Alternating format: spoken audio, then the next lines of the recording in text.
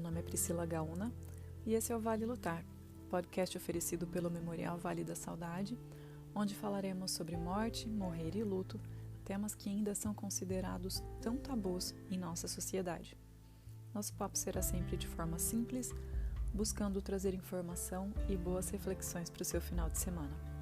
Seja muito bem-vinda, seja muito bem-vindo. Pegue uma xícara de café ou de chá, separe um lencinho e vamos conversar. Vai ser um dos pilares da família. E quando essa mãe morre, essa família pode se desorganizar de uma forma muito profunda. Pode ser, por exemplo, que a mãe funcionasse como a cola que mantinha a família unida, sabe? E sem ela, a família pode se sentir então perdida. Isso é natural e é esperado que aconteça, principalmente no início. Fico pensando no quanto uma morte deixa várias pessoas enlutadas.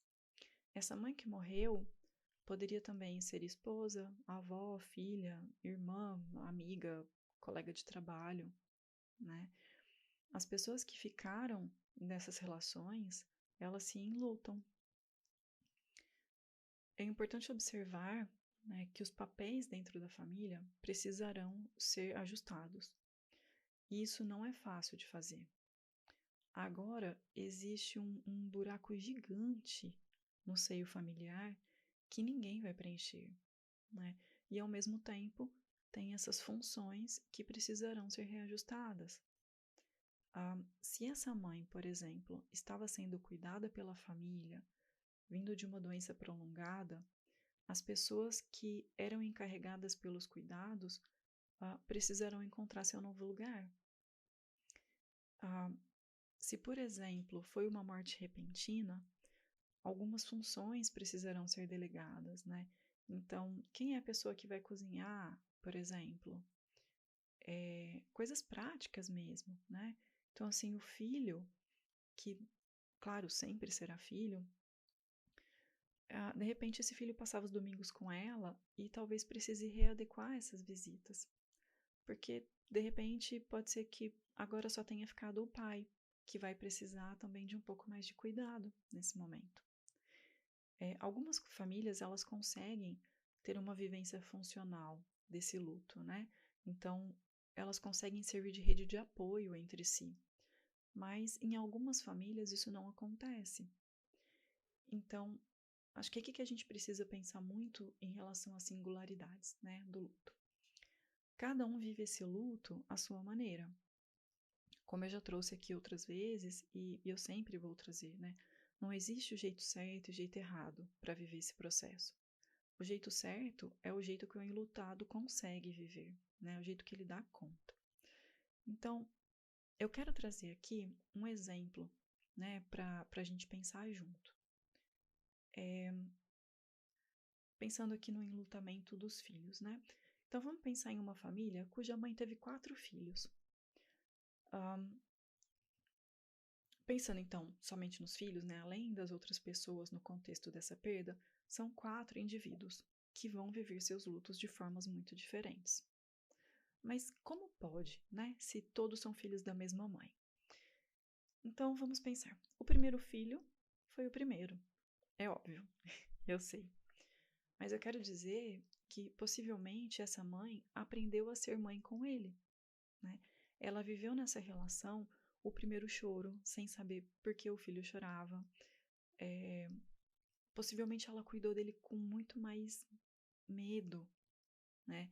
Medo de que se machucasse com os brinquedos, que caísse de bicicleta, que se sujasse demais, né? Então, quando nasce o segundo filho, essa mesma mulher já tem uma experiência diferente do maternar, né?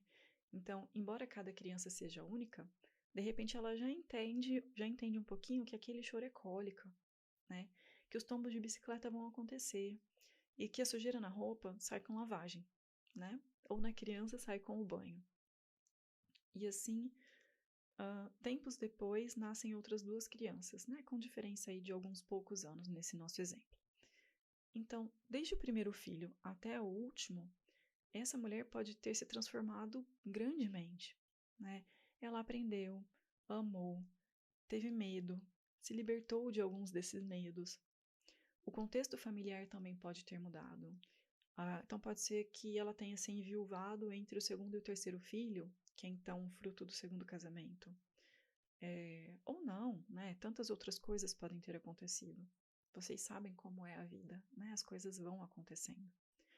Então, questões sociais, históricas, né, e econômicas também influenciam nessa conta, né? Questões relacionadas à forma como ela vivia a espiritualidade, inclusive a forma como ela enxergava as questões sobre vida e morte, também influenciam em como ela era para cada uma dessas crianças, né? A mãe do quarto filho é muito diferente daquela que foi mãe do primeiro há alguns anos. Sendo assim, as relações também acontecem de formas muito diferentes, né? Outro fator é que cada filho é único. Então, cada um trouxe para ela uma demanda diferente. Talvez fosse mais bagunceiro, a outra um pouco mais namoradeira, enquanto de repente, era super estudioso e a outra muito prática em tudo, né? Então, cada um exigiu cuidados diferentes em momentos diferentes dessa mãe. Você não cuida do coração partido de um filho da mesma forma que cuida de uma nota 0 no boletim escolar, né? Então, nessa nossa família hipotética, temos uma mãe que se relacionava de forma diferente com cada filho, né? E veja bem que aqui eu não falo de amar mais ou menos, né? Somente de formas de se relacionar. E então cada filho se relacionava também de uma forma diferente com essa mãe. Eu dei toda essa volta, então, para te trazer o seguinte questionamento: você acredita que esses filhos vão viver o luto da mesma forma a partir da perda dessa mãe? Te adianto que não. Então, pode ser que um chore demais, né? E pode ser que esse que chore demais se incomode ao perceber que um dos irmãos não chora. E pode encarar até como um desrespeito com a mãe, né? Pode ser que uma filha não goste de ver fotos, mas gosta de relembrar histórias. Enquanto a irmã gosta de vestir alguma peça de roupa, alguma joia, alguma bijuteria, porque isso faz com que ela se sinta mais próxima da mãe de alguma forma, né? Então, pode ser que um dos filhos não goste de conversar sobre ela, mas mantém um pequeno altar em casa, né? Com uma foto e uma vela, uma decoração. Então, precisamos pensar que se o seu luto é individual, o luto do teu irmão ou da tua irmã também é. Cada um dos filhos tem a sua própria forma de encarar a morte, né? Cada um tem suas bagagens que foram adquiridas a partir da vivência, né, de suas vidas. Então, o que eu quero trazer para você aqui, não cobre demais de si, mas também não cobre demais deles.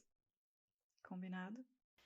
E se então você tem percebido que de alguma forma dentro da tua família vocês não estão conseguindo ser essa rede de apoio, ou se você está tendo dificuldades, né, para viver o luto, ou está precisando de um espaço para se expressar, busque apoio profissional, né? Hoje nós temos o grupo, né, o Vale Lutar, que é o nosso grupo de apoio online, e nós estamos de braços abertos para te receber. Caso você sinta necessidade, entre em contato, se inscreva e vem participar do grupo com a gente. No próximo episódio, vamos falar sobre as emoções no luto. Obrigado por me acompanhar até aqui. Te espero semana que vem. Um abraço e até lá. Podcast Vale Lutar. Aqui morte, morrer e luto são assuntos naturais.